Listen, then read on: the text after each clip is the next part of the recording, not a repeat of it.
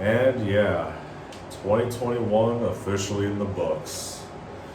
Surely there was some good, some bad in this year, but nothing like mine. I mean, I already compared it what happened to me this year. Nothing really to go over because I already did a video. But yeah, this year was something. Surely there was some bad, but there was some good. I mean, I went to college, talked to a bunch of new people, took a trip to Wisconsin Dells with my family, went to a few special events with my brother, and had a fun time. So while this year was bad, there was some good bits in it. As we take a look at 10 of the best things and 5 of the worst things, ladies and gentlemen, welcome to the top 10 of 2021.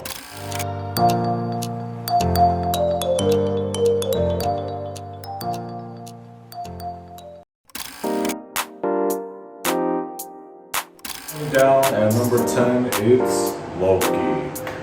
Loki is a pretty interesting show when I first saw it. Now, don't worry, I am going to get to the other ones, but I'm saving them for a perfect spot. You'll see later in the video. But anyway, let's take a look at Loki. Loki is basically what happens right after Endgame, after he takes the Tesseract with him. He gets transferred to the TVA, and then he discovers that there's different variants of himself out there.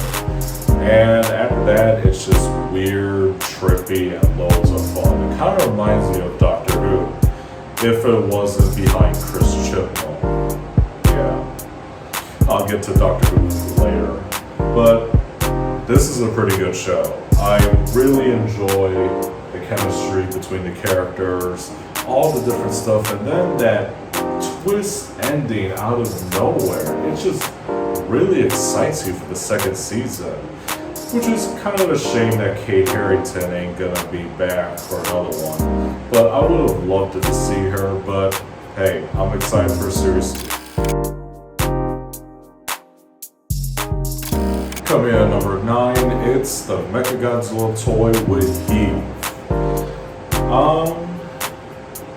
I wasn't really a big fan of Playmates taking over the Godzilla franchise with their toy line because it's basically cheap and doesn't look that good.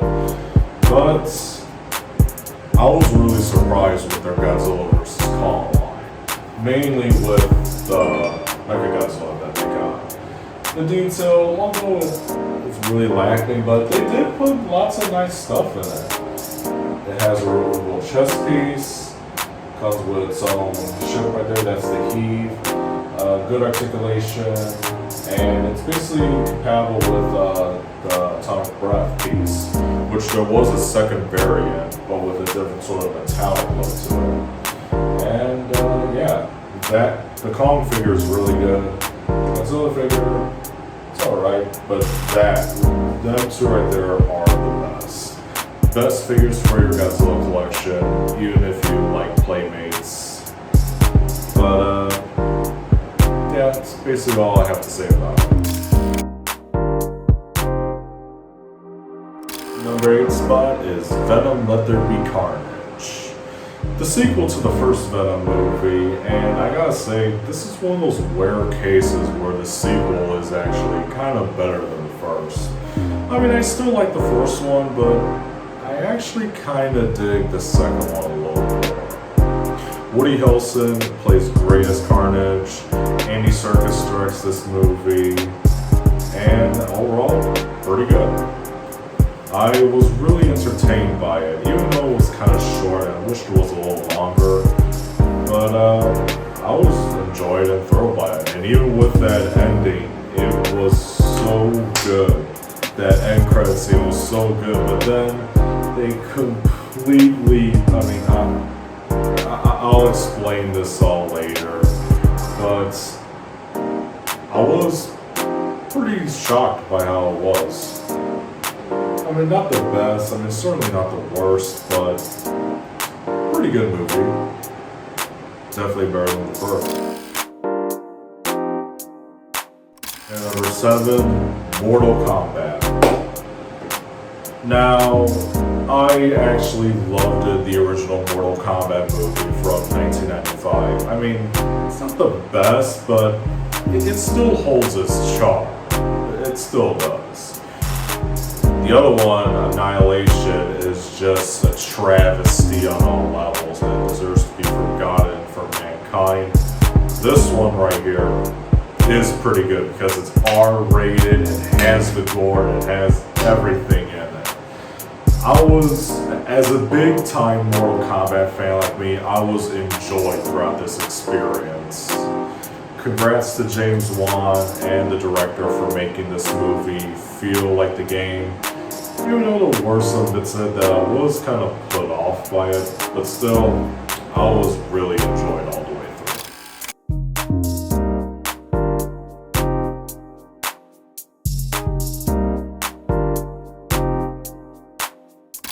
Ever wondered what Japan would have made if they were done the Hunger Games? Well, Squid Game got you covered. Coming in at number 6, Squid Game. Now, I didn't heard anything else from Squid Game other than the trailers and stuff because I was online and I was saying, oh my god, Squid Game's good, Squid Game's the best, oh my god, Squid Game's interesting. Over tons of people say Squid Game, so I decided to take it a watch myself and I didn't know what the hype was about. I'm not sure what it was, but it was a pretty entertaining show.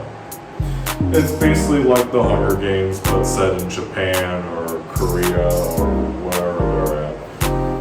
But pretty interesting show, interesting characters, really gruesome, like really gruesome deaths in this show. Like they go over the top on this show.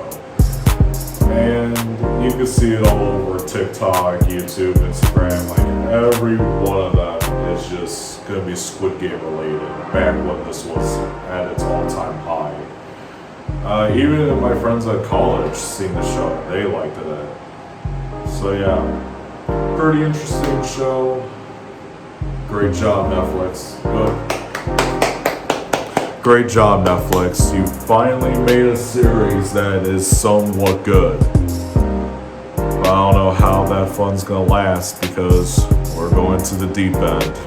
Yeah. You know what time it is, people. It's time to take a look at some not so good entries. I mean, we are eventually gonna get a 5, 4, 3, 2, 1. Yeah, we're gonna get that. But it's not gonna be a good list. You know what it is. You can even hear the music playing in your head. It's time to take a look at this year's bottom 5.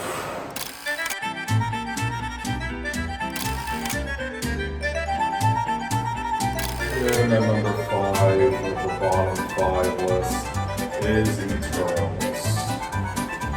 Oh my god. I originally did a review on this movie, but my brain was so sore and in agony from watching this disaster on screen. I just couldn't live up to it. Basically, it's just these group of superheroes who've been on the Earth for centuries, and they split apart only for them to realize that the monsters are coming back, so they group up to try to stop them.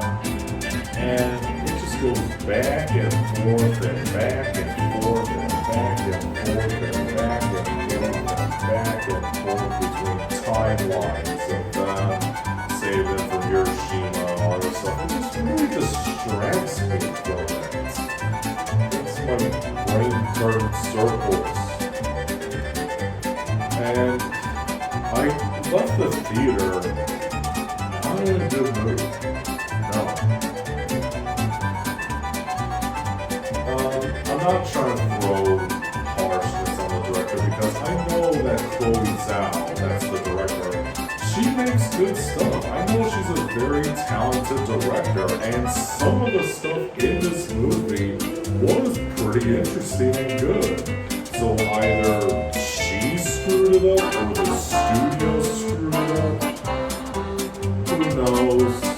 So whatever it is, this is just a cluster flux of a mess. And I said flux because I'm pretty sure we all know what's coming up when I say that. Or Doctor Who Flux. Now, I've been a fan of Doctor Who ever since 2010 when Matt Smith took over from Series 5. Ever since then, it's been pretty good. And then, ever since then, I looked back on the previous 4 seasons that I missed out.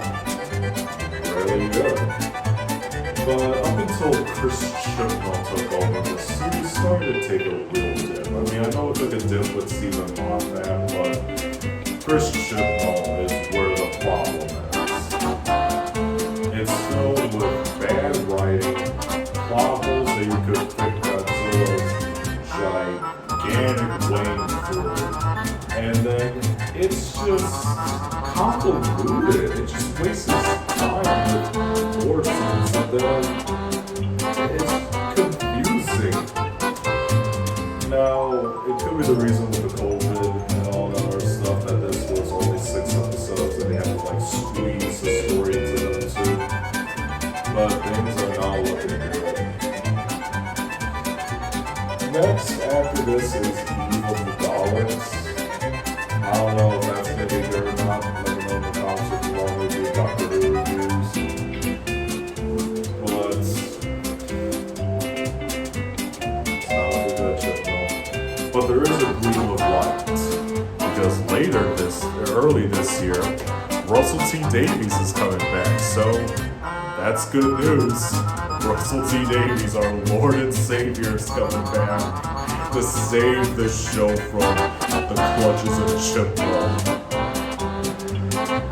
But yeah, Doctor Who Flux, it was a boring, messy waste of my time. Yeah. 3, it's Black Widow. Now, I know what you're probably thinking. Wait, 2 Marvel-related things in the bottom 5? How could be?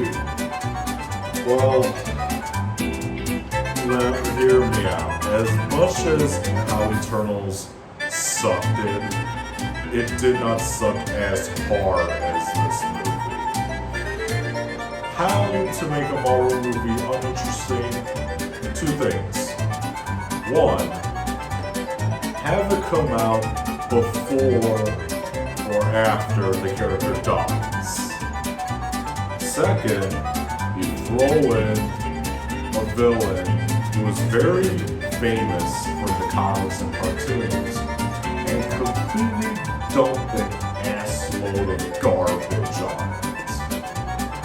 I mean, I seriously cannot believe that they would do this to Taskmaster. I mean, I'm pretty sure we know what happened to Taskmaster, but what is this? This ain't Taskmaster.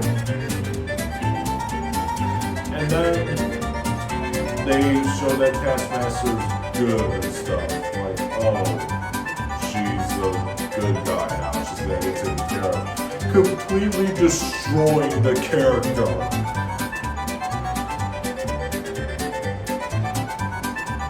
The movie may have some likable characters in it, but I just couldn't give a damn about anything else with this movie. Came out too late at the wrong time. If it came out like around Spider-Man Homecoming or like after Civil War, then it would have had its own chance.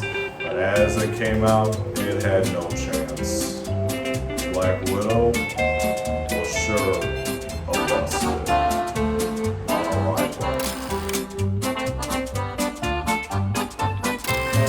Number 2 is WandaVision.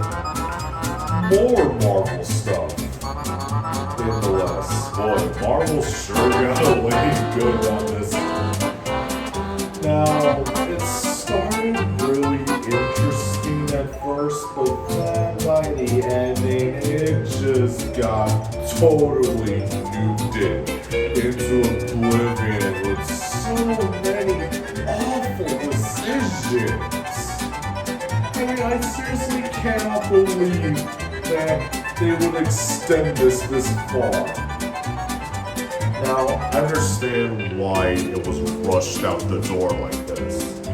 Because, you know, with COVID and everything else, it could ruin a person's vision. When making something, it takes time. You need enough time, enough B-roll, and enough everything to make it work. But yeah, they just said, put it on Disney Plus January. That's all they did. They just rushed it out there without doing any second-minute changes. It was interesting. I did give it a chance, but it just kept going on and on and on and on. And then when you have so much build-up inside you, and then when you see the final episode, it gives you jack.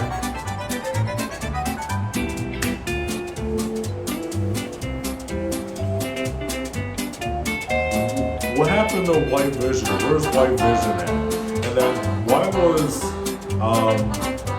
I don't know what her name is, Kat Dennings' character, but we'll just call her female Matthew Broderick from that Godzilla movie. Because it's basically the same thing. She takes up half of the episodes, and then they don't even show her until the final episode where she's still in that damn van. I mean, really?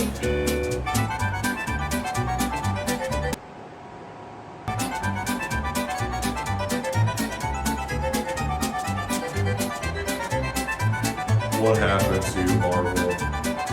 Used to be good, but ever since Endgame or Infinity War or whatever, you just took a huge dip in quality. I don't know, maybe it's because of me growing sick and tired of the Marvel formula, but who knows? The worst thing that ever be conceived out of this year is that Thomas and Friends all engines go. Oh dear Christ. Now I know what you're thinking. Oh wait, how could we be mad at a show that's aimed towards toddlers? Well, I'm gonna give you one good damn reason why. Back in the day when we were kids, we all watched Thomas and Friends. It was just a cute little innocent show, just Marvel trains being walked about. And it was pretty entertaining for its time. But boy, ever since 2010, the series took a dark, long, deep slope down into quality. Because they would go more into the CG, and the CG didn't look that good. I mean, surely they improved it, but it just kept getting worse and worse and worse. And then they started to make them jump and move and like all that stuff, do like train selfies, and it's just stupid. But this is just cancer. This is just tumor cancer right here. Everything about it sucks. The animation sucks. The voice actors suck. I mean, I know they're kids, but it sucks. Almost to a point where there was a news article of parents recalling this because their child was scared of it. It was all over the news. Oh my god. I could literally hear the Rev W. Artery rolling in his grave with this.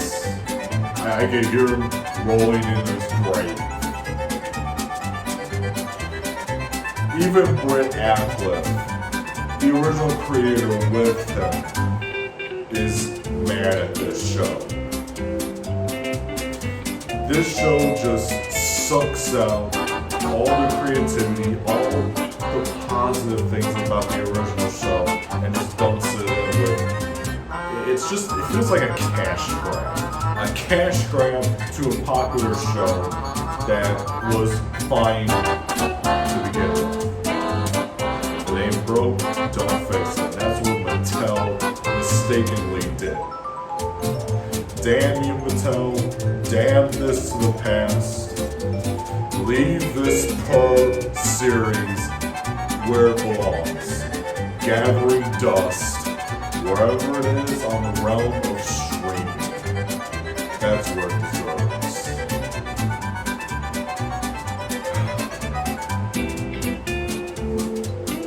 Anyway, that's it. That's the bottom 5 right there.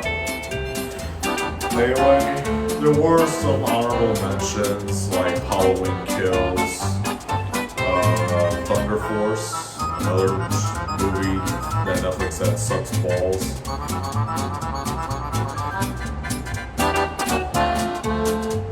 I want to dive deeper into Thunder Force, but I know a lot of you know what Thunder Force is. It's just Melissa McCarthy sucks. Comedy sucks, everything about it. We'll not dive into that because it really drills a hole into my head for that movie. The pain and scars that it gave me. So let's get away from the bottom 5 and on to stuff that we should give a damn about. Let's continue with the list. It's Malignant. And yeah, I know that's my face right there. I try to recreate the poster. But nevertheless, I actually kind of like this movie.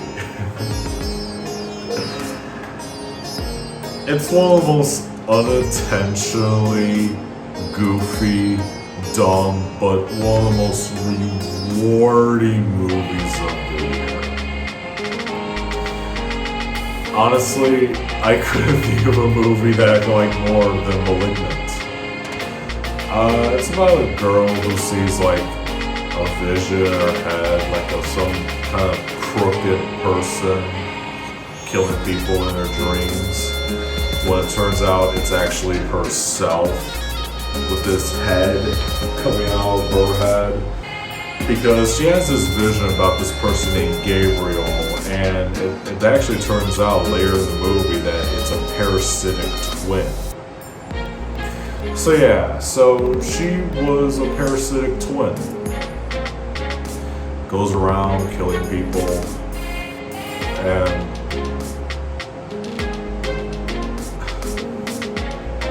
as silly as that sounds, I still had a fun time with it. It's a very cheesy, but very good movie. Almost as if, you know how Stephen King movies are, where they're so goofy, they're so entertaining that they're goofy. This feels like a Stephen King related thing. You know, like how Nostalgia Critic likes Sleepwalkers for being so goofy and over the top. This is my Sleepwalkers right here, Malignant. I just love this movie. I love the shit out of this movie. Anyway, that's Malignant. I already did a review on it for Octoberthon. Wish I could do more, but hey, college, gotta do college, right? So, let's see what number 4 has in store, shall we? Okay, number 4, it's Shang-Chi and the Legend of the Ten Rings. Yeah, so after the abysmal movie that was Black Widow, I completely had no faith in Shang-Chi. I thought it was going to be just another basic Marvel, cliche martial arts movie, but I found it to be quite enjoyable. Yeah. Awkwafina's in this movie, and I don't know, I think she's in a little too many movies as of now, because she was in, the first thing I saw Awkwafina in was like Jumanji, The Next Level, Raya, The Last Dragon, then Ocean's 11 or Ocean's 13 remake with women in it. And then she's got her own series on Comedy Central called Nora from Queens, which is on its 2nd season. And yeah, she is a little annoying, but she's not as annoying in this one. I mean, she's not annoying in this one. they do give her moments where she could do her usual thing, and give her moments where she actually showed her mouth up for once. Decent movie. Nicely done. Story's good. Characters are good. Loved it all the way through. And it's an IMAX on Disney Plus, and I really like the IMAX format on Disney Plus. It's really a nice feature that they have. So yeah, Shang-Chi was good. Number 3, The Suicide Squad. This is really one of my favorite movies of the year. I mean, there's tons of other favorite movies of this year, but I really enjoyed this one. James Gunn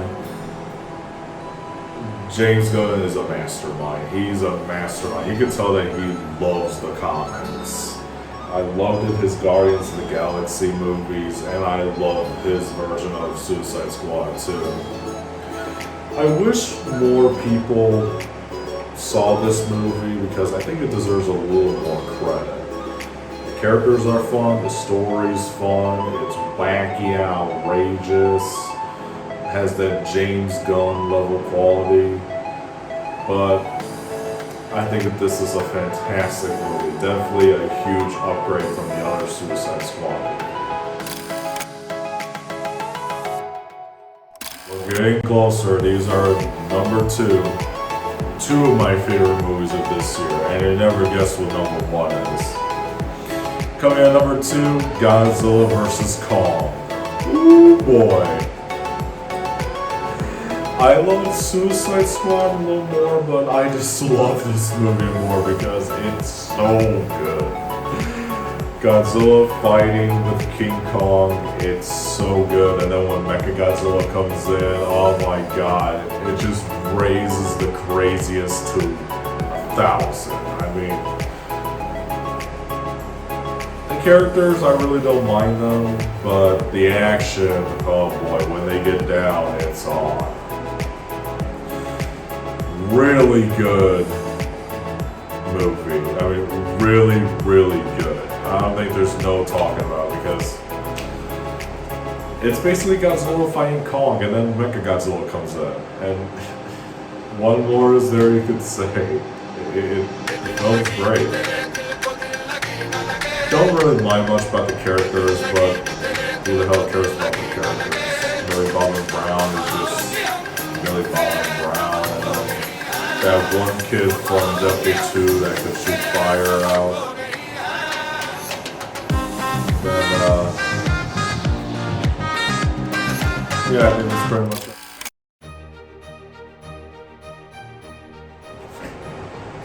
This is it, everybody. This is it. Number 1. The number 1 thing of this year is Spider-Man No Way Home. What a shock. Spider-Man No Way Home is my number 1 pick for this year. Story is really jaw-dropping. After 2 Spider-Man movies where I didn't appreciate the most, this is the one where they finally get it right. They finally get Spider-Man right. They finally get everything right.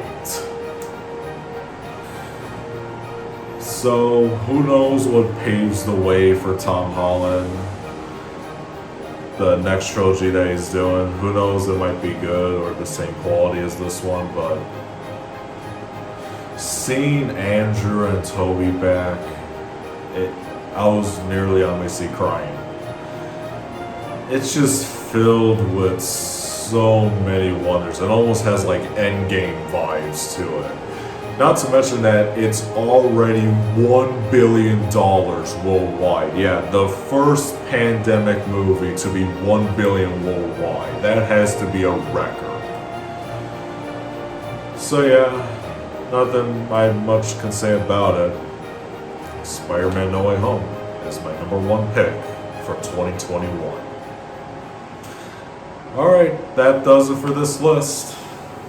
Yeah, I didn't really talk much and stuff because I just didn't really have enough time to talk about them because everybody else has talked about them. You know it. Some people don't know it, but yeah, it's just how it is.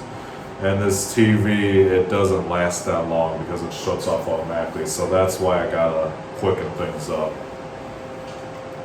But anyways, let me know what you thought of this list. If you liked it, if you enjoyed it, post a comment down below and tell me what was your favorite movies and games from this year. Didn't really talk about games because there was rarely anything else, well, except for Halo Infinite and stuff, but that's all for another day. What are your thoughts on this list? Post a comment down below. Stay tuned for more videos coming in 2022. And as always, Happy New Year and Happy late Christmas.